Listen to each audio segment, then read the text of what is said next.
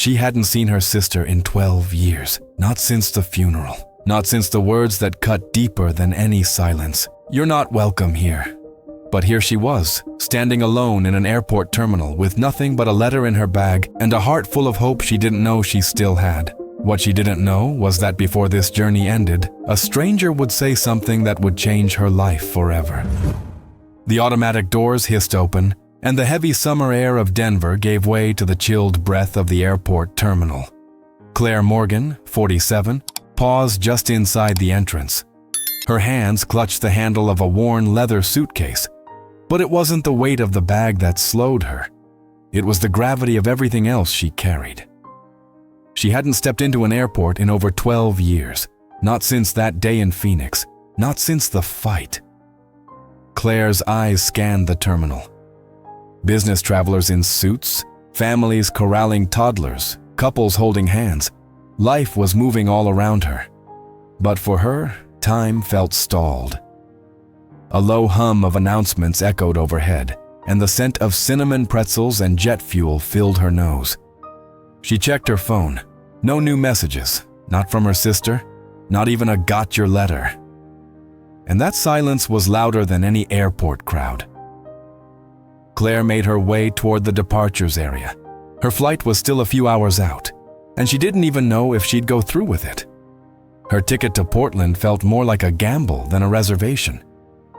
She hadn't seen Maggie since the funeral. Their mothers. That day had ended with Maggie's voice trembling with fury. "You're not welcome in our family anymore, Claire. You made your choice." Claire had walked out, heart pounding, pretending not to care. But she'd spent over a decade proving herself wrong. She found a quiet seat near gate 26. The chair squeaked as she lowered herself, the metal cold against her back. In her lap sat a manila envelope. Inside it, a handwritten letter, apology, explanation. Maybe too little, too late. Across from her, a little girl leaned against her father's shoulder, asking if Grandma would recognize her. Claire's throat tightened.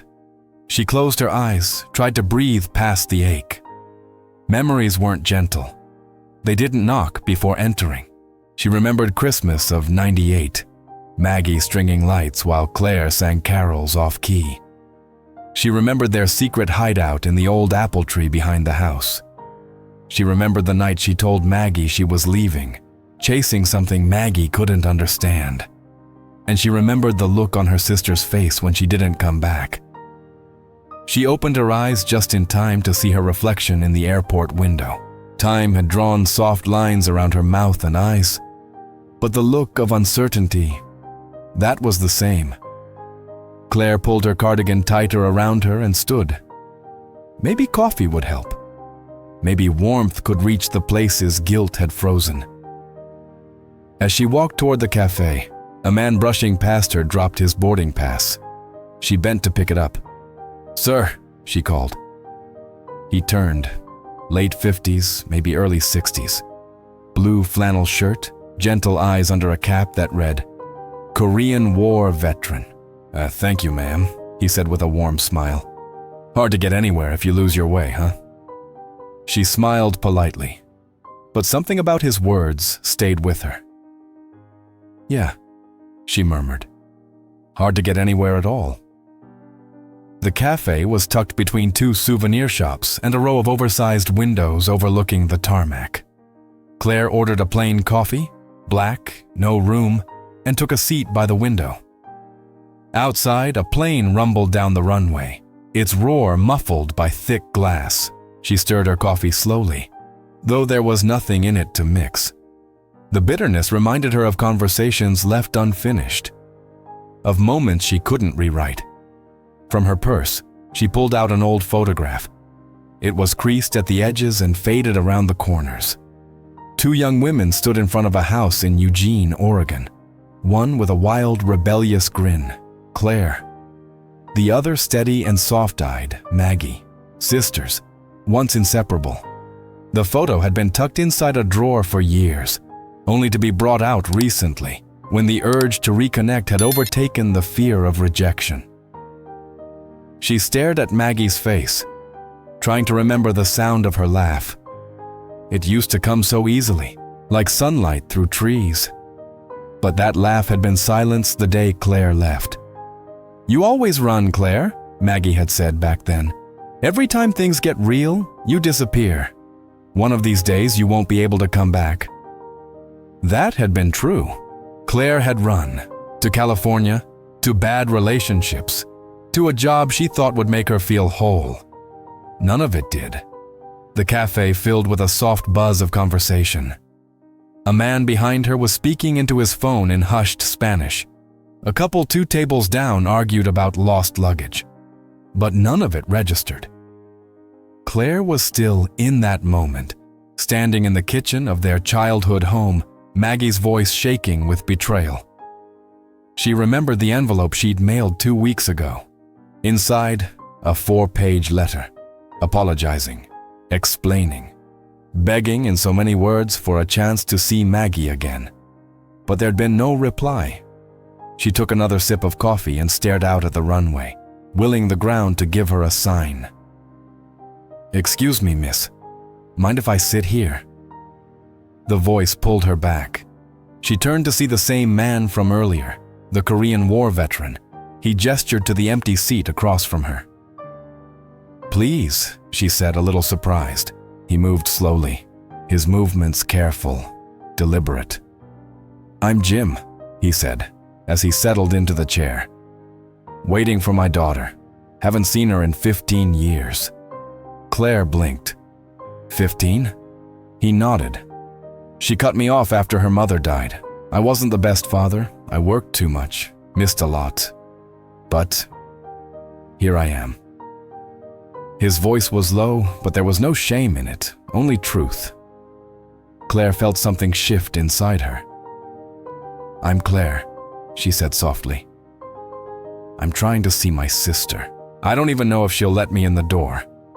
Jim looked at her, with eyes that had clearly seen too much. "You wrote her." "I did." No reply. He nodded slowly. "That's okay. The reply isn't always the first step. Sometimes the reply is just showing up." Claire looked down at the coffee between her hands. "What if she says I'm not welcome?" "Then you leave, knowing you tried. But maybe, just maybe, she needs to see your face to remember she still loves you." Claire didn't know why she felt tears rising, but they came. Hot, unwanted, and silent. Jim reached into his coat and pulled out a small photograph. A young woman, early 30s maybe, with long dark hair and a baby on her hip. "My granddaughter," he said. "I missed her first steps, her first words, but I brought this just in case my daughter wants to know I care." Claire studied the picture.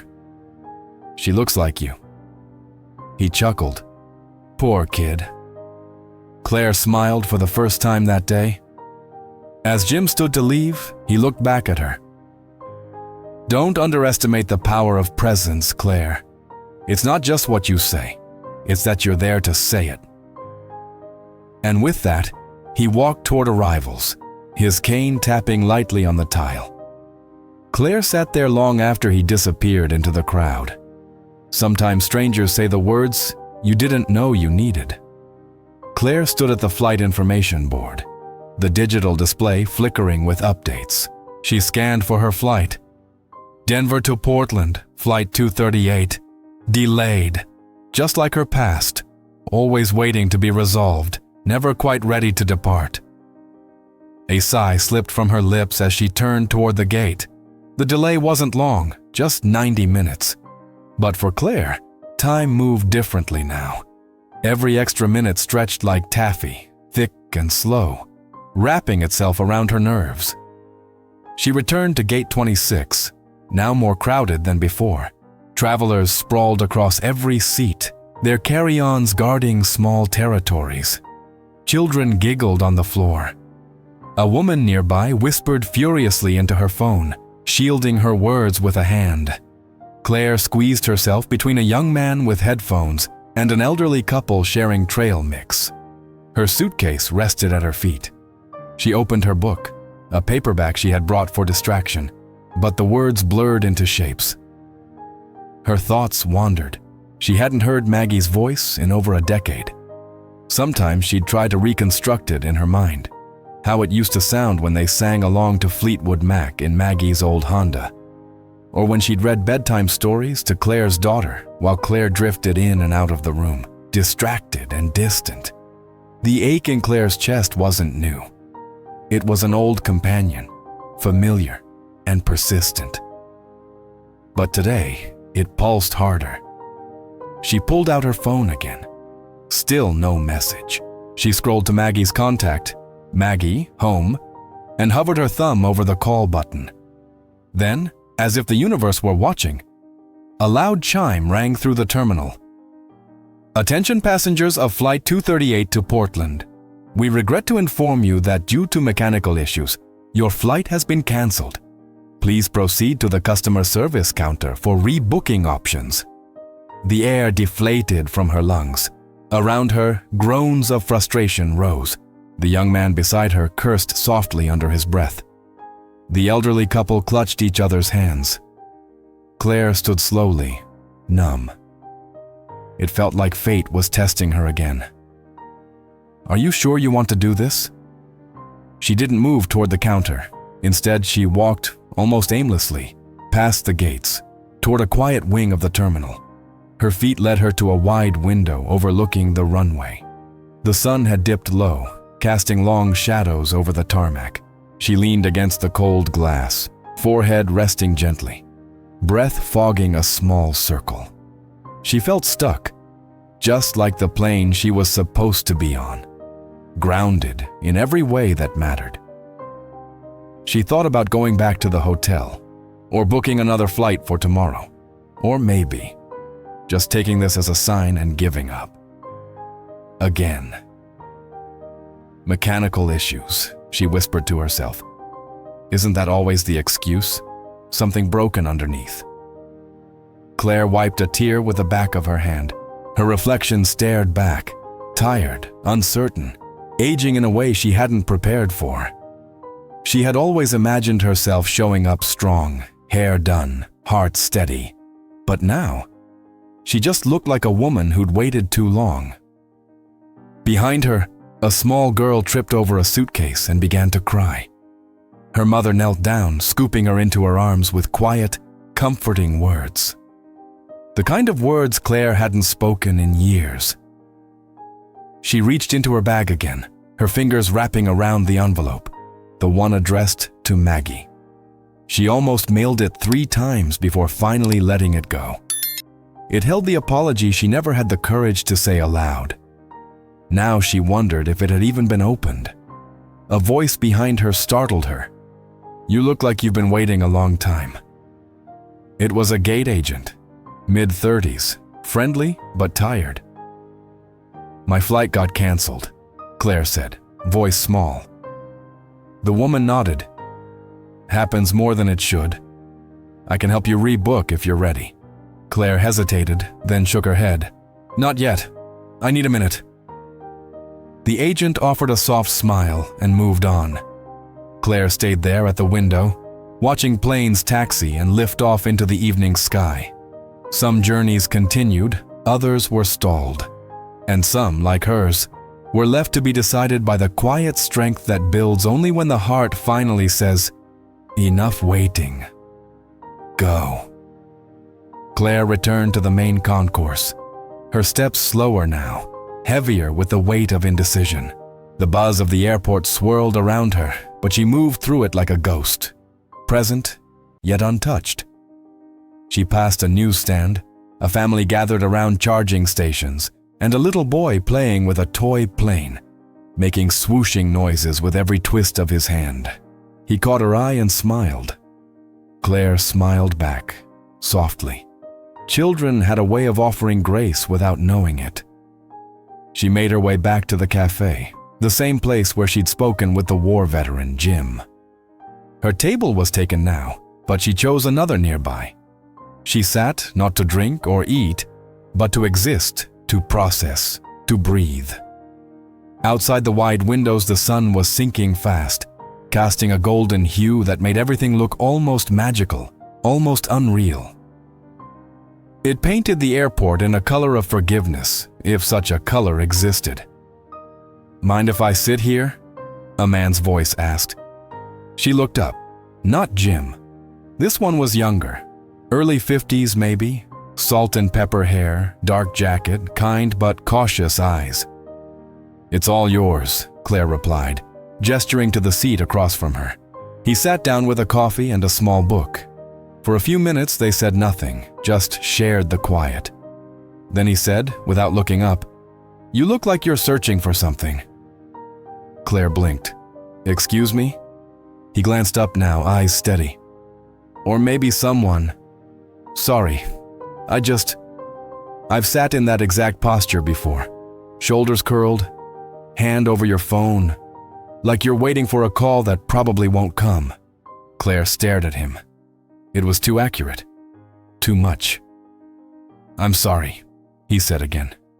"That was out of line." "No, it's okay," she said. "You're right." He gave a small smile. "Me too. Divorced last year. I haven't seen my son in 10 months. He stopped returning my calls. I'm flying out to try whatever this is." Claire looked down, then back up. "I'm trying to see my sister. We haven't spoken in years. I wrote to her. I don't know if she'll even answer the door." A long pause stretched between them. "You ever think," he asked gently, "that maybe we punish ourselves longer than the people we hurt ever did?" Claire inhaled slowly. "Every day." He leaned back, arms crossed. "Sometimes I wonder if the real apology isn't the words. Maybe it's showing up and saying, 'I'm still here. I still care.' That's not easy." Claire nodded. "I was about to go home. My flight got canceled. It felt like a sign." The man raised an eyebrow. "Or a test." She chuckled, but her voice cracked. "Maybe." He reached into his jacket pocket and handed her a napkin. "From the cafe. It's clean, I promise." She took it, dabbing at the corner of her eye. "Thank you." "You're welcome," he said. "Whatever's waiting for you in Portland. Just remember, even if the door stays closed, it doesn't mean you were wrong for knocking." Claire turned to him. "What's your name?" "David." "I'm Claire." They shook hands across the table. A simple gesture, but to Claire, it felt sacred. There was something about strangers. They could say the truth you weren't ready to hear from anyone else. He stood after finishing his coffee. "Good luck, Claire." "You too, David." As he walked away, Claire looked out the window again. The sun had fully dipped, leaving behind the kind of light that made everything glow with possibility. She reached for her phone. Still no message. But maybe it didn't matter anymore. Because for the first time in years, she wasn't just waiting. She was deciding. The next morning came earlier than Claire expected. After rebooking her flight for the first one out, she had barely slept. The hotel room was cold, sterile, filled with the humming of the AC and the weight of unfinished business. Now, seated aboard the aircraft, she stared blankly out the window at the gray tarmac. Dawn hadn't fully broken, but the sky was turning the color of old denim, faded, familiar, full of promise. Claire was in seat 12C, aisle like she preferred. It gave her an illusion of escape. She could get up without bothering anyone, step away from any moment that got too loud, too real. She liked having an exit. But today, she promised herself not to use it. The window seat was still empty when the final passengers trickled aboard. She half hoped the seat would stay that way. But just as the flight attendant called for cabin doors to close, a girl about 15 hurried down the aisle, backpack bouncing, earbuds in place, cheeks flushed with rush. She slid into the seat beside Claire with an apologetic smile. Breathless. "Sorry," she whispered, out of habit more than guilt. Claire shook her head. "You're fine?" The girl tucked her backpack under the seat and curled into the window, scrolling through her phone. Claire glanced over once, catching sight of a photo. An older woman smiling with her arm around the girl. A mother? A grandmother? Claire turned away quickly, but the image stayed. As the plane took off, Claire gripped the armrest tighter than she meant to. The moment the wheels left the ground, she felt the usual drop in her stomach. But something about it felt deeper today, like she was no longer grounded in anything familiar. Once in the air, the girl beside her pulled out a paperback and opened to the middle. Claire smiled, recognizing the cover. "That's a great book," she said softly. The girl looked up, surprised. "You've read it?" "Twice. I just started it. My grandma gave it to me. Said it helped her forgive someone she never thought she could." Claire blinked. "It's a good one for that." The girl nodded, and silence returned. But this time, it felt companionable. A little while later, turbulence jolted the plane. Claire reached instinctively for the armrest again, and the girl chuckled. "I hate it too," she said. "Every time I think we're going down." Claire laughed, easing. "You and me both." After a moment, the girl asked, "Are you going to Portland for something happy or complicated?" Claire turned to her. She wasn't expecting the question, but it felt fair, honest. "Complicated," she said. "I'm trying to see someone I haven't seen in a long time. I'm not sure if they'll be glad I came." The girl looked thoughtful. "My mom and my aunt didn't talk for 8 years. Over something dumb, I think. But when my aunt got sick, everything changed.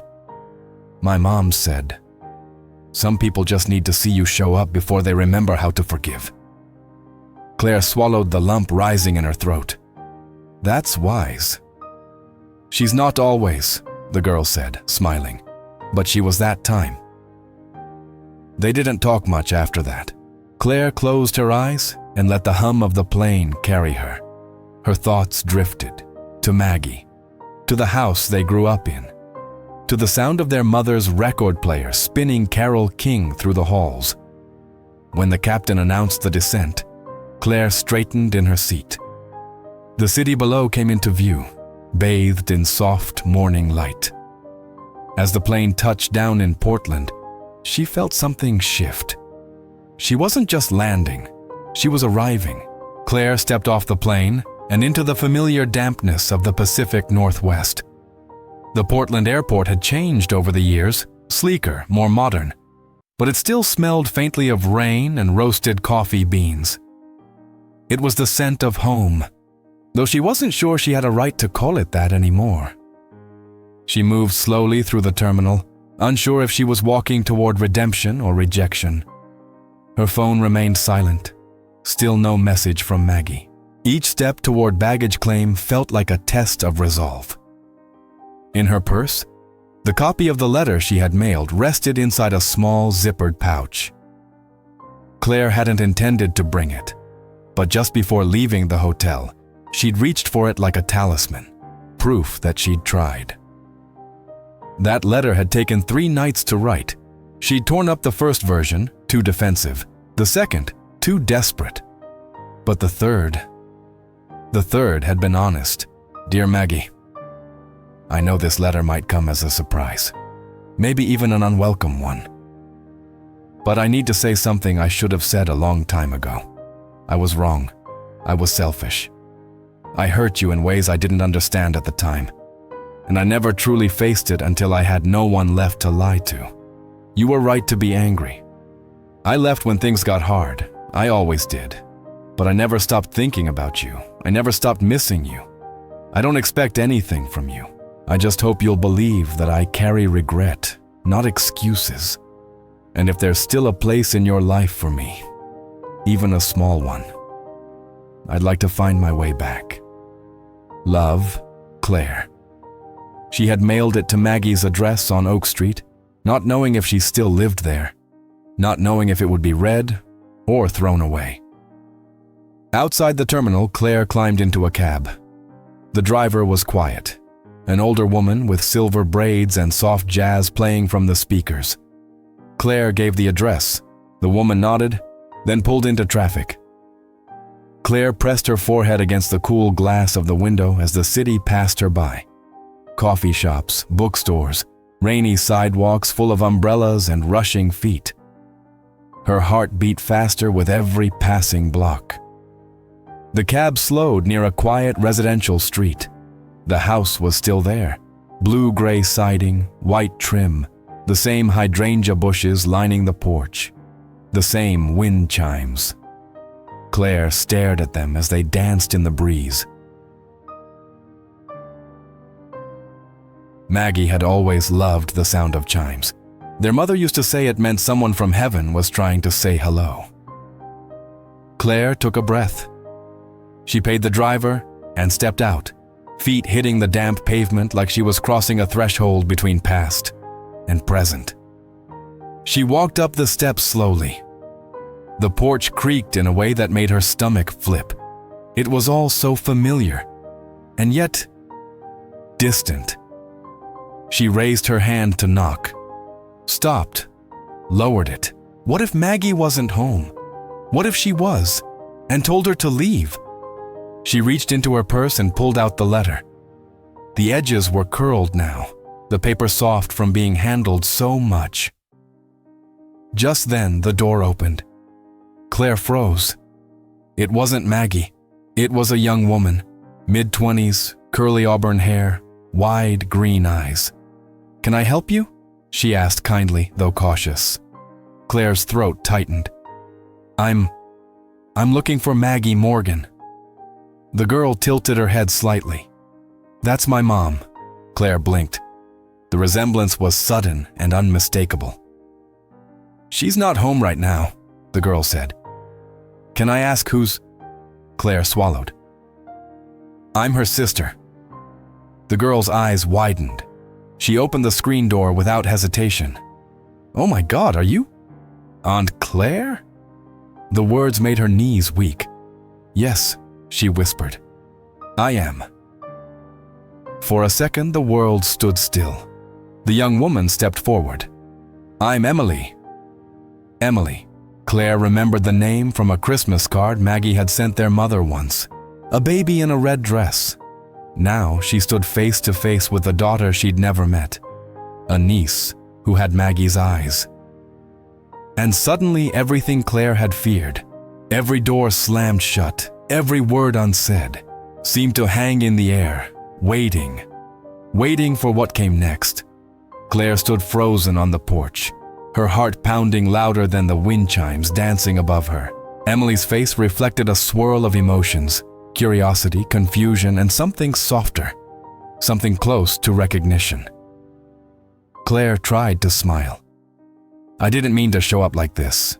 I just didn't know what else to do." Emily held the screen door open. "Do you want to come in?" The question knocked the breath out of Claire. "Are you sure?" Emily nodded, stepping aside. "She talks about you, you know." Claire blinked. "She does?" Emily gave a quiet smile. "Not often, but I can tell. When she does, it matters." Claire stepped into the house. The scent hit her first, lavender and old wood, the way Maggie's house always smelled. It was like stepping into a preserved part of her past. The living room was cozy, lined with bookshelves and family photos. Claire's eyes immediately found them. Emily's school portraits, Maggie's wedding photo, even one of their mother in a faded wooden frame. But Claire wasn't in any of them, not a single trace of her. She sat on the edge of the couch, clutching the copy of her letter. Emily disappeared into the kitchen for a moment, returning with 2 mugs of tea. Claire thanked her softly. "She's at the store," Emily said, settling into a chair across from her. "I don't know how long she'll be." Claire took a sip of tea, hands trembling. "I wasn't even sure if she still lived here." "She never moved," Emily said. "Said she liked the porch too much." Claire managed a small laugh. She always said that. The sound of a car door slamming outside shattered the calm. Claire's stomach dropped. Footsteps on the walkway, then up the porch steps. The front door opened. Maggie. Time did a strange thing then. It stopped, rewound, and surged forward all at once. Maggie was thinner than Claire remembered. Her hair streaked with gray, pulled back in a simple clip. She held a grocery bag in each hand. Her eyes scanned the room, freezing when they landed on Claire. The silence was immediate, deafening.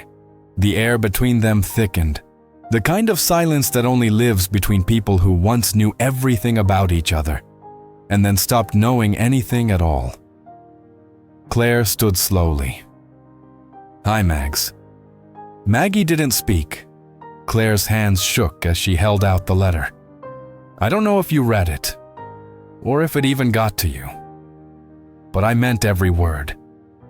Still no answer. "I know I hurt you. I know I left when I should have stayed. But I'm here now. I'm here because I miss you, because I still love you." Maggie's eyes welled with tears, but her face remained unreadable. "I don't expect anything," Claire said, voice breaking. "I just wanted to see you. Just once." The letter trembled in her hand, then slipped to the floor. Maggie bent to pick it up. She looked at the envelope, then at Claire. Her lips parted, but no words came. Claire stepped back. "If you want me to leave, I will. Just say the word." The clock on the wall ticked loudly. Then Maggie finally spoke. Her voice was quiet, flat. "You're not welcome here."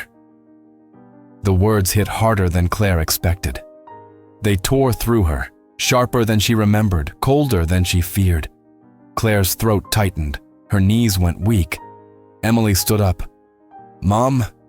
But Maggie raised a hand. "I said what I needed to say," she added. "Years ago." Claire nodded, tears spilling now. "Okay, I understand." She turned to leave, her steps heavy, slow. Her hand reached for the doorknob, and just as she opened the door, Maggie whispered, "Wait." Claire stopped. The room held its breath. "Just wait." Claire didn't turn around right away. Her hand remained on the doorknob, fingers trembling. The word "wait" echoed behind her, softer than Maggie's first words, but heavier somehow. She slowly let go of the door and turned. Maggie hadn't moved. She stood frozen near the kitchen archway, her face unreadable, but her eyes, they weren't angry, not anymore. They were full of something more complicated, conflict, sorrow, maybe even longing. "I didn't mean to ambush you," Claire said quietly. "I didn't expect forgiveness. I just needed you to know I was sorry." Maggie stepped into the living room, still clutching the letter. "I read it," she said. Claire blinked. "You did?" Maggie nodded. 3 times. Then I tore it up. Then I taped it back together. A sad smile ghosted across Claire's lips. Maggie sat slowly in the armchair across from her. Her shoulders sagged, not from age, but from holding on to years of weight she was never meant to carry alone. "You left when Mom died," Maggie said, her voice low, even. "You left me with all of it. The estate, the house, the grief. You didn't even call." Claire sat back down, her hands gripping her knees. "I was drowning, Mags. I didn't know how to be strong enough for both of us. You didn't even try." "I know," Claire whispered. The silence stretched again, but this one wasn't angry. It was tired. Emily lingered by the staircase, unsure if she should stay or slip away. Maggie looked at her and gave a tiny nod. "It's okay, sweetheart. Can you give us a moment?" Emily hesitated, then walked upstairs. Maggie stared at the letter in her lap, her fingers tracing the taped seams. "I said you weren't welcome here," she said, her voice trembling now, "and I meant it for a long time." Claire bowed her head.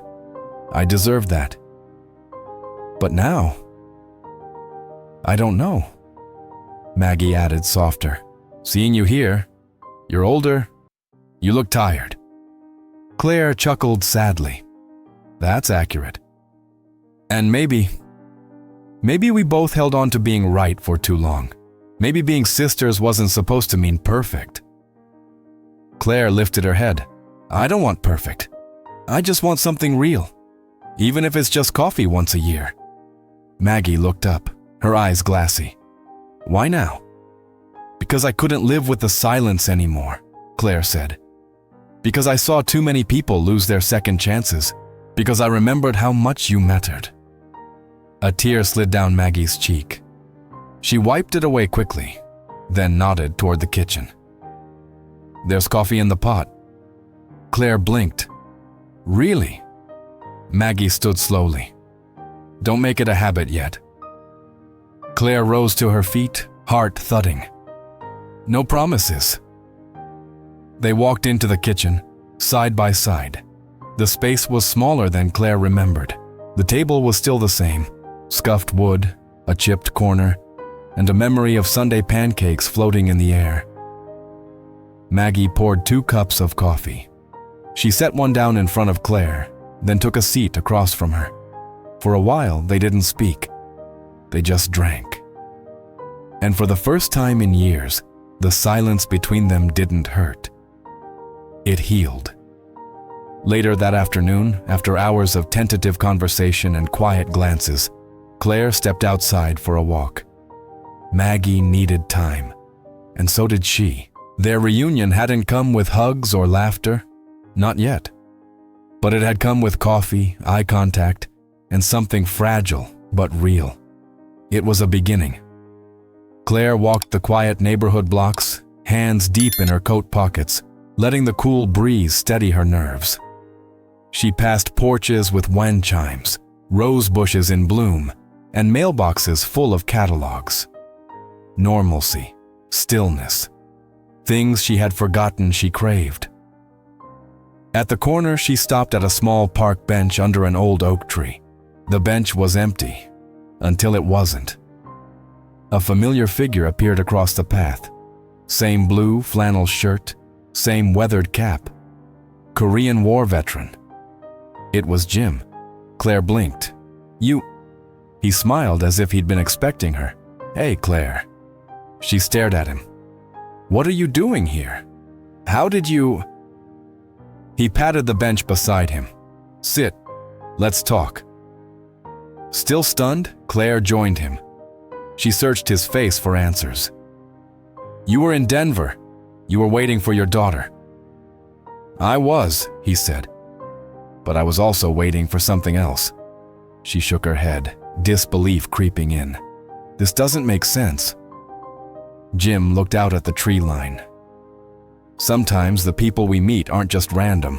Sometimes they're nudges, reminders, messages. Claire's breath caught. What are you saying? He turned to her, eyes calm, gentle. You needed someone to believe in you when you couldn't believe in yourself. You needed a voice to say, go anyway. That was me. Her hands gripped the edge of the bench. But how did you find me here? How did you know I'd... He chuckled softly. I didn't. But I knew you were brave enough to follow through. And I figured, if you did, you might need one more reminder not to give up. Claire stared at him, heart thudding. Are you even real? Jim smiled. Does it matter? They sat there in silence for a long moment. Finally, Claire spoke. She told me I wasn't welcome. He nodded slowly. And then? She made coffee. Jim's eyes lit up with quiet joy. That's the beginning of something. Claire looked down at her hands. I was so sure it would end in pain. Sometimes pain is the start, he said. Sometimes the door stays closed. Sometimes it creaks open. And sometimes all it needs is a knock. She looked at him. You're like some kind of angel, aren't you? He laughed, deep and warm. I'm just a man who's missed too many chances in life to let someone else walk past theirs. Claire wiped a tear from her cheek. Thank you. Jim stood slowly, stretching his back. Keep showing up. That's the hardest part, but the most important. She rose too. Will I see you again? He tipped his cap. You never know. Airports, sidewalks, hearts, they're all full of surprises. Then, just like that, he walked away. Claire watched until he disappeared down the block, the afternoon sun casting long shadows behind him. She didn't know who or what Jim truly was, but one thing was certain. He had shown up exactly when she needed him most. Claire stood at the edge of the porch, suitcase in hand. The same steps she had climbed just yesterday now felt different. Less like a test, more like a passage. Maggie leaned against the doorway, arms crossed, watching her sister with a look that was hard to define. Not warm, not cold, but open. You're not staying? She asked. Claire offered a faint smile. Not today. I thought it was enough just to come. Maggie nodded slowly. It was.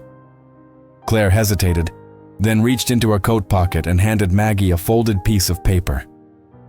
I rewrote the letter, this time for you to keep, if you want to. Maggie took it, didn't unfold it, just held it. Claire stepped down to the walkway. The cab was already waiting, engine humming low. Before she could open the door, Maggie called out, Claire. Claire turned. There was a pause, a breath between them, and then Maggie said it. Next time, don't wait so long. Claire's eyes welled. She nodded, unable to speak. She climbed into the cab, and as it pulled away, she looked back through the rear window. Maggie was still standing there, holding the letter. And then, just as they turned the corner, Maggie raised her hand in a small wave. Claire smiled through the tears. At the airport, she sat at the gate again. Another terminal, another city. Same soul, but something inside her had shifted. She didn't feel like she was leaving something behind. She felt like something had been left open. Across the terminal, a family reunited with hugs and squeals. A soldier returning home. A woman holding a newborn for the first time. Everywhere, people were arriving, departing, connecting. Claire closed her eyes and listened. The hum of wheels on tile, the muffled announcements, the wind outside pushing against the glass. All of it felt like part of something bigger now, a world full of small, silent miracles. And in her heart, she knew. Sometimes forgiveness doesn't come all at once. Sometimes it begins with a knock. And sometimes, it's a stranger's quiet voice that leads you all the way home. If this story touched you, leave a comment below. Have you ever made a journey like Claire's? One filled with uncertainty, but guided by love? We'd love to hear your story.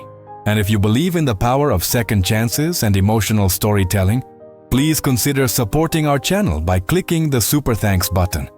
Your generosity helps us keep sharing stories like this one. Don't forget to subscribe, hit the notification bell, and watch another video now appearing on your screen.